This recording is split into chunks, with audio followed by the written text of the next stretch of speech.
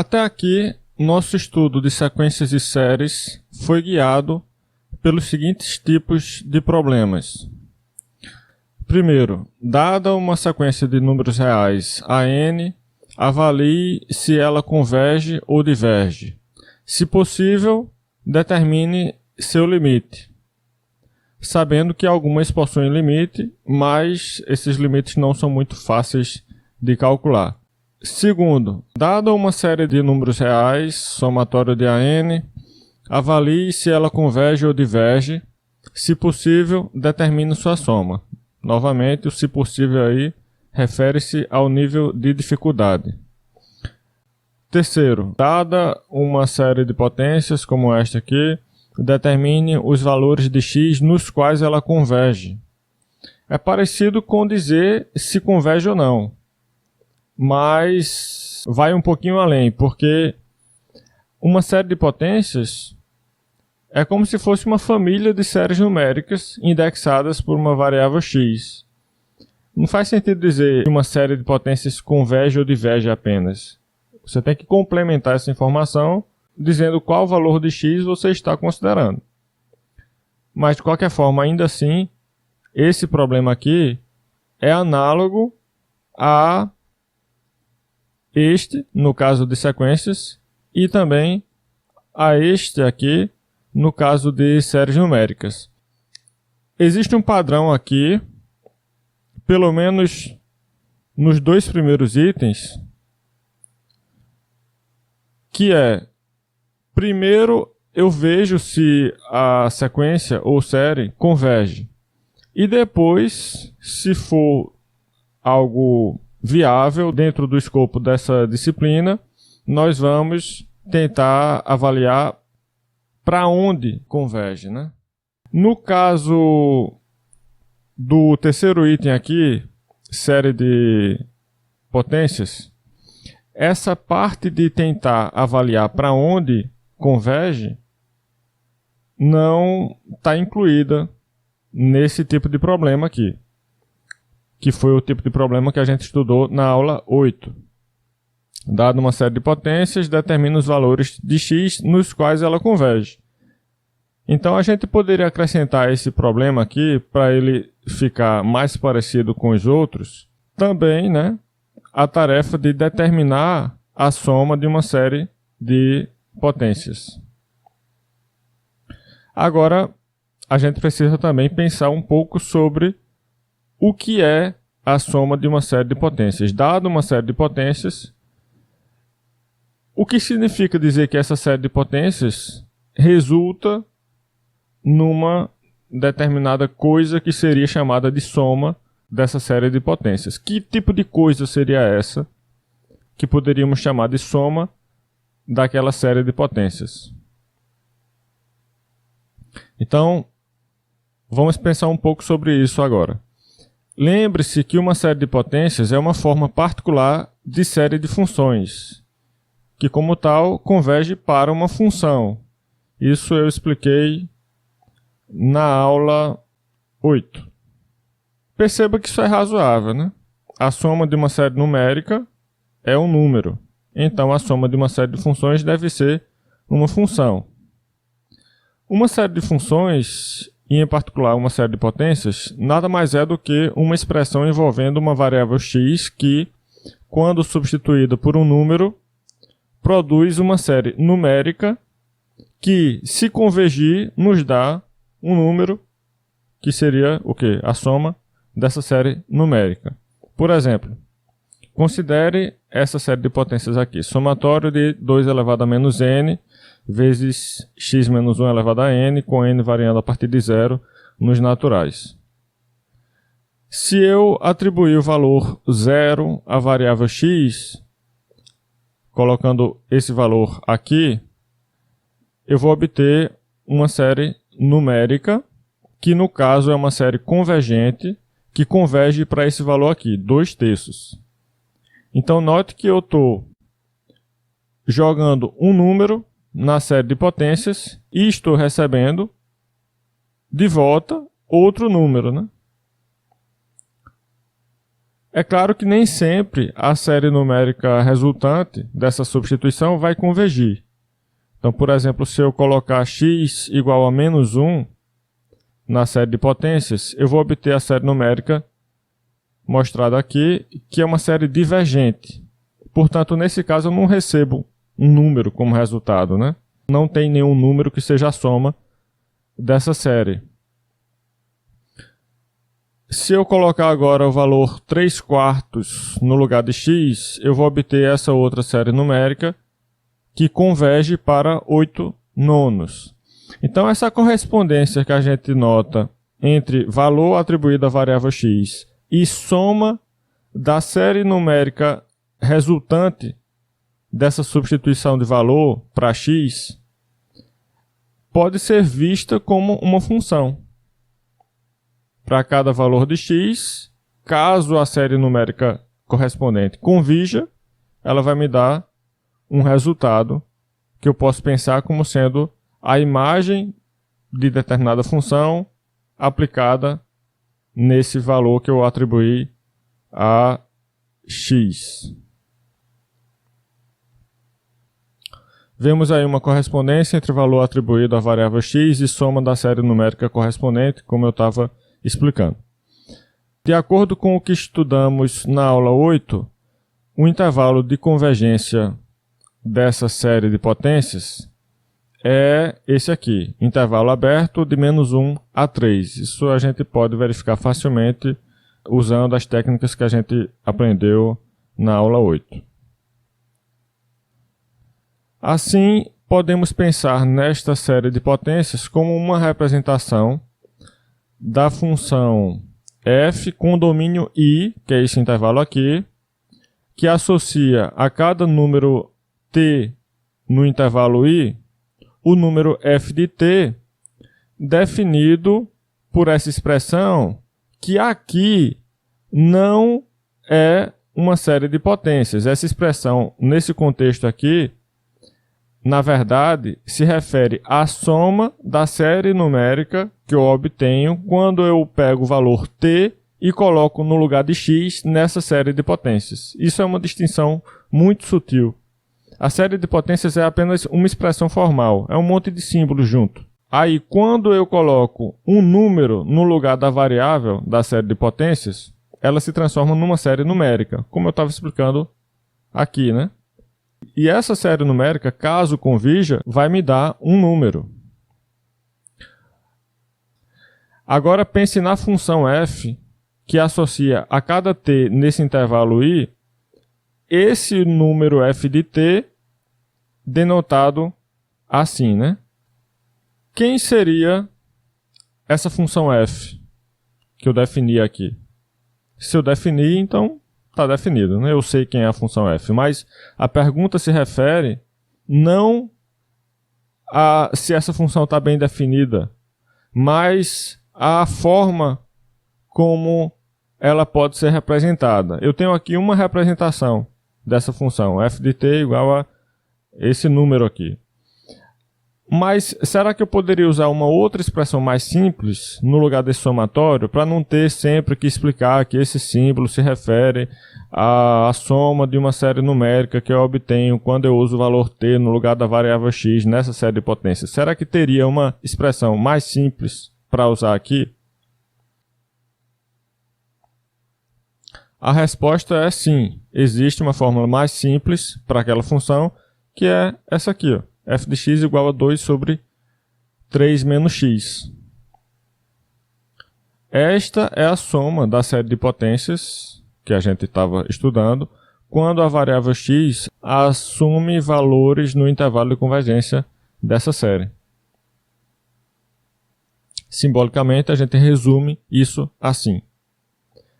Aqui a gente está indicando que a função 2 sobre 3 menos x é a soma desta série no intervalo i, no sentido que para cada valor pertencente a esse intervalo i, se eu colocar esse valor no lugar da variável x, eu vou obter uma série numérica que converge para um número que é dado por essa expressão, onde no lugar do x eu vou usar o mesmo valor que eu tinha pego aqui nesse intervalo I.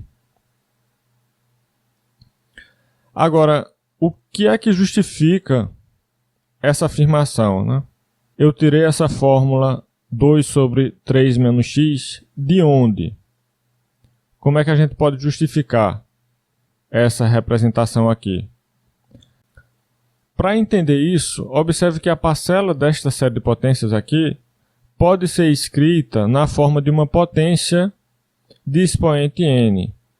A parcela, da forma como foi dada, já é um produto de duas potências com expoente variando em função de n, né? 2 elevado a menos n vezes x menos 1 elevado a n. A gente pode juntar essas duas potências numa única potência, onde o expoente é n e o restante, o que ficou aqui embaixo, na base, não depende de n.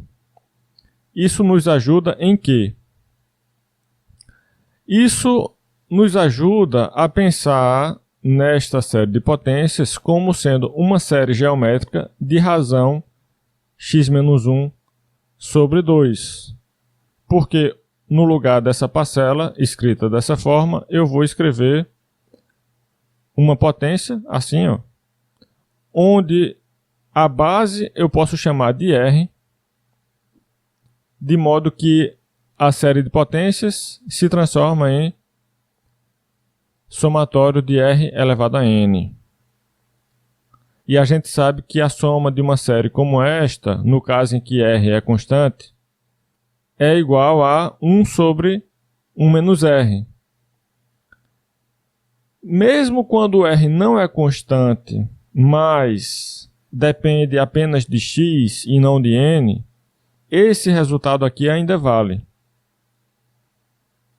Então isso a gente pode adaptar para a série de potências. Pondo essa expressão x menos 1 sobre 2 no lugar de R na fórmula da soma de uma série geométrica de razão R, nós temos o seguinte: ao invés de 1 sobre 1 menos R, ficamos com 1 sobre 1 menos x menos 1 sobre 2. Aí ajeito aqui embaixo, passo 2 para cima e termina chegando em 2 sobre 3 menos x, que é exatamente essa expressão aqui que tínhamos apresentado como uma representação mais simples da função f que era dada por essa série de potências. Então isso justifica essa afirmação aqui. Ver a série de potências somatório de 2 elevado a menos n vezes x menos 1 elevado a n como uma série geométrica também nos dá outro meio de entender por que seu intervalo de convergência é aquele que tínhamos identificado.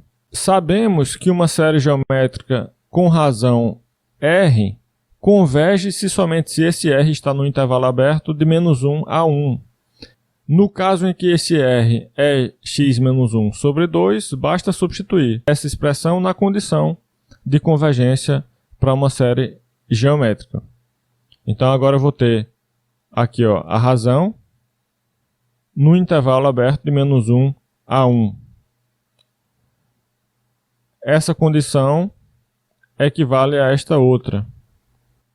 Portanto, está confirmado que o intervalo de convergência é esse aqui. Intervalo aberto de menos 1 a 3. A ideia que nos levou a determinar a soma dessa série de potências foi pensar nela como uma série geométrica cuja razão varia em função de x, mas não depende de n. No caso, a razão é isso aqui, x menos 1 sobre 2. Isto funcionaria para qualquer outra série de potências? Vamos ver. Por exemplo, considere a série de potências somatório de raiz de n vezes x elevado a n, com n variando nos naturais a partir de 0. Quando a gente tenta reescrever essa parcela na forma r elevado a n, a gente obtém que r elevado a n deve ser igual a isto, que por sua vez é igual a raiz 2nésima de n vezes x, tudo isso elevado a n. Então agora a gente pode comparar ambos os lados aqui e perceber que o r tem que ser igual a essa expressão que apareceu entre parênteses no lado direito. De modo que temos agora uma razão, entre aspas, que depende não apenas do x, mas também do n. Será que faz sentido pensar nessa série de potências aqui como uma série geométrica cuja razão depende do próprio índice do somatório? Quando a razão depende de x, mas não depende de n, ainda dá para aproveitar resultados úteis sobre séries geométricas, como por exemplo a fórmula da soma de uma série geométrica. O problema é que essa razão depende de n. E numa série geométrica, a razão não pode depender do índice da série. Mesmo se você quisesse forçar a barra e dizer, não, eu quero chamar isso de série geométrica com razão que depende de n. Nada do que a gente conhece sobre série geométrica iria se aplicar a essa coisa que agora você está querendo chamar de série geométrica. Então, não faz muito sentido, né? A gente pensar nessa série aqui como sendo uma série geométrica. Tentamos usar a estratégia que deu certo para essa outra série de potências, mas para essa aqui não deu certo. Existe alguma função que é a soma dessa série de potências aqui? Sim, existe. Só que não é uma função muito simples. É o que a gente chama de função não elementar, porque foge dessas funções que a gente estuda no cálculo, né? Logaritmo, seno, cosseno, raiz quadrada, polinomial, racional. Essas funções que têm nome que a gente estuda no cálculo são chamadas funções elementares. A soma dessa série aqui é uma função que não é elementar. Tem nome? Tem, mas não vai ser um desses nomes que a gente conhece no cálculo. Vai ser um nome que inventaram apenas para dar nome a alguma função que não era função elementar. O ponto aqui é que algumas séries de potências têm somas fáceis de determinar, mas outras não. Nós conseguimos determinar a soma daquela primeira série de potências, mas não conseguimos determinar aqui, por métodos elementares, a soma dessa série de potências aqui. Nesta aula, queremos estudar a relação entre séries de potências e funções que são somas dessas séries de potências.